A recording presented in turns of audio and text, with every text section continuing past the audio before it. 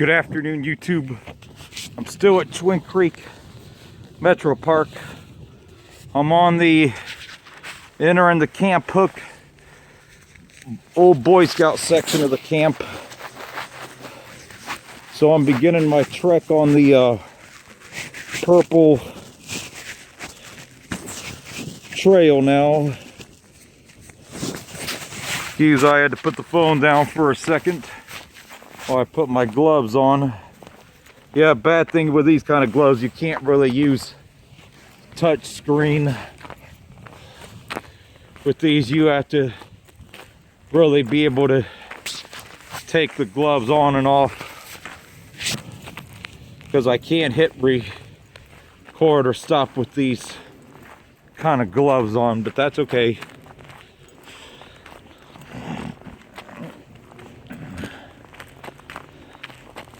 But it's a spectacular day of winter here in the old Camp Hook section of the old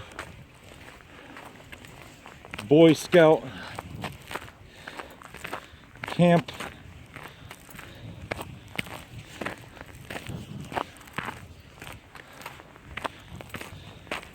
It's kind of funny, one shoe's got a little bit of mud, the other one really doesn't. Hey, that's all right though. Who said hiking boots are supposed to be clean? Huh.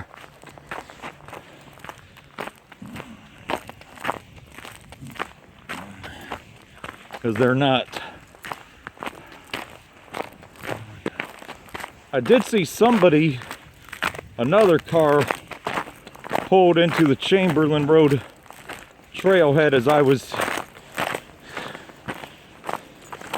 taking my break and using the bathroom. I didn't see who it was, so there's one other person here, but I kind of doubt if I'm going to see him in this section of the park.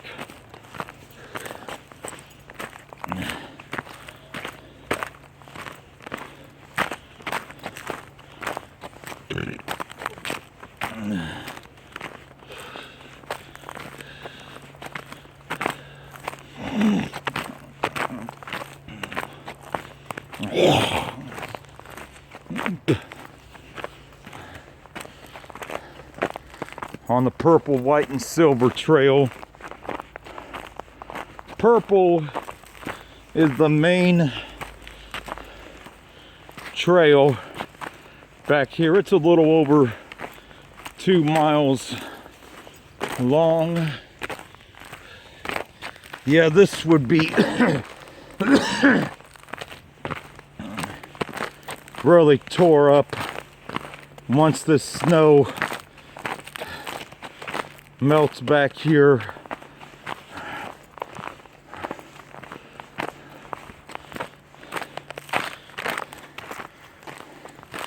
And this is a first for my YouTube page, getting to hike this park in the snow. It's kind of amazing after 4 to 6 years of hiking this park that I've never got to hike this in the snow. But the location is, unfortunately, it's pretty far out. For some people, it's not really that accessible.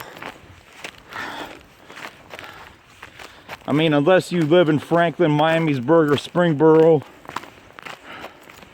or West Carrollton, you're going to be driving more than 15 minutes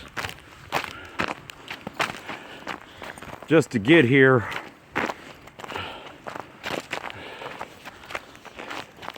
It's definitely more of a hike you would take on a weekend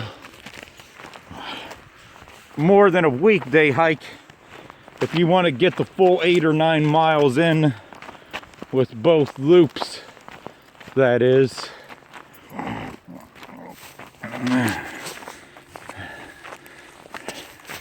You could tell where purple white branches off both ways. I'm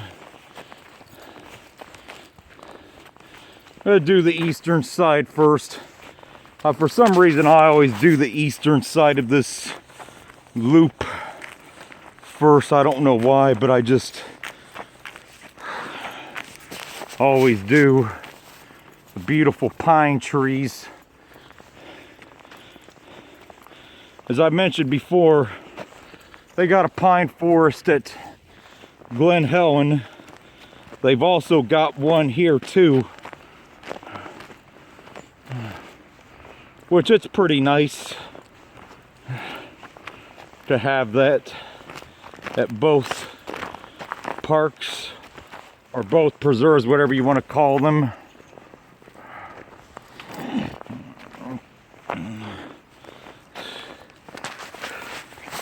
And I anticipate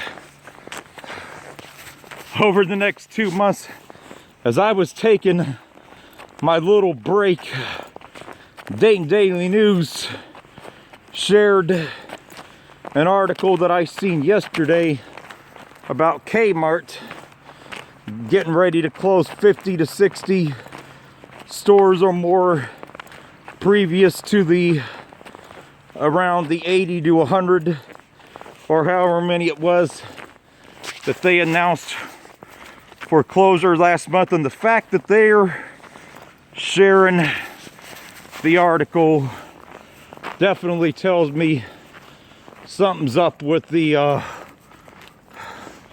with what few remaining local stores on this side of town.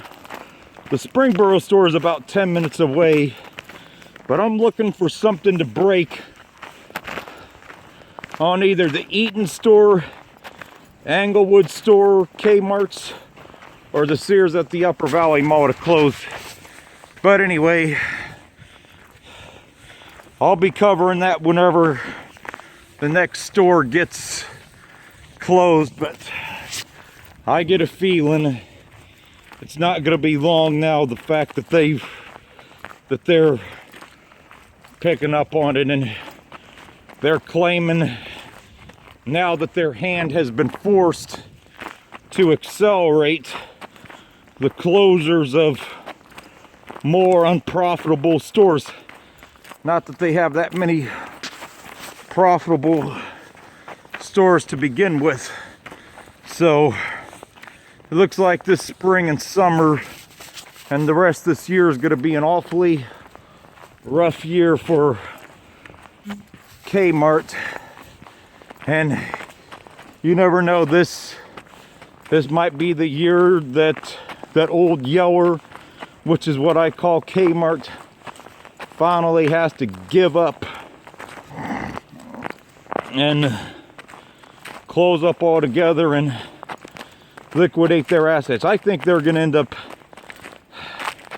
if things continue really bad through the first 2 quarters of this year, I think late this summer they might end up having to make a decision and pull the plug altogether at the end of this year.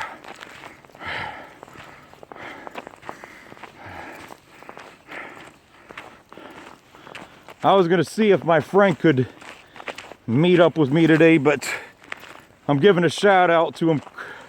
Chris, he don't get off work for a few more hours. It's around 2 o'clock. I'll be gone from here by then.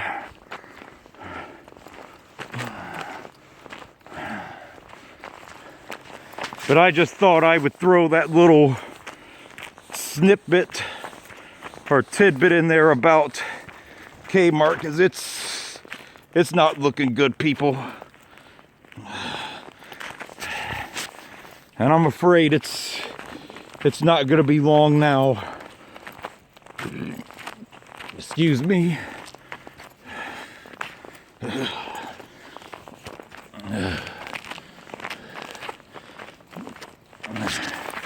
This on the left, I believe, was the old pool pump house at Camp Hook. The pool was right over here around the corner in this open field. That's where it was showed at on the map.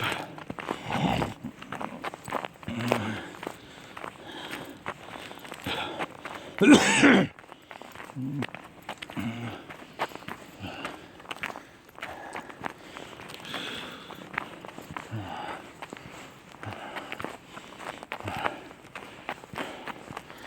I think this was the old pool pump house, but I'm not positive on that.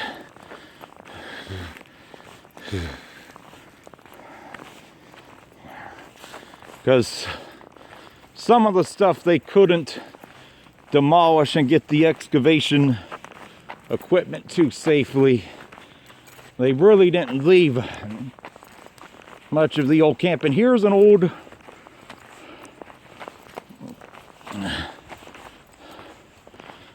fire hydrant right over here. So apparently they had an old fire hydrant by the pool. I doubt if it works anymore, but yeah, there's an old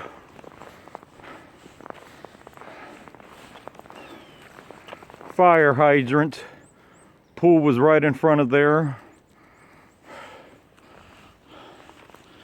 I'm not going to bother looking at the fire hydrant now because it's really too cold to really mess with it, and I'm just not up to screwing with it right now.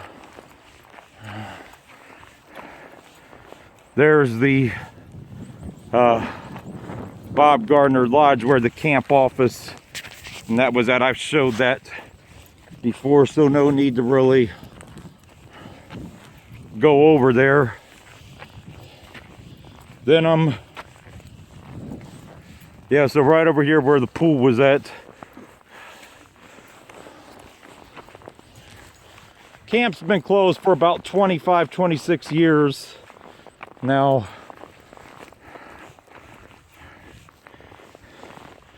Here's the old Gilwell oak tree, which I've talked about in other videos. It was a gift from the Scouts in England. And I'm probably going to end this video at the Woodland Natuary. Then I'm going to continue on. Yeah, the Gilwell oak tree.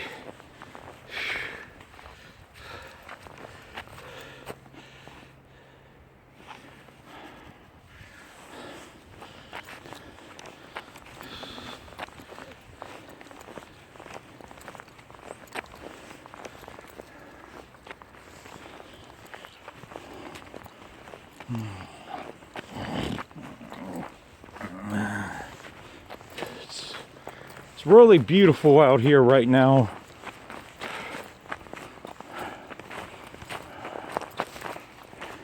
Yeah, I'm going to end the video at the Woodland Natuary, or however the hell it's pronounced. The old outdoor chapel for the Boy Scout, the Edward Hammond. I've showed the inside of this before, so I'm not too worried about that. But yeah.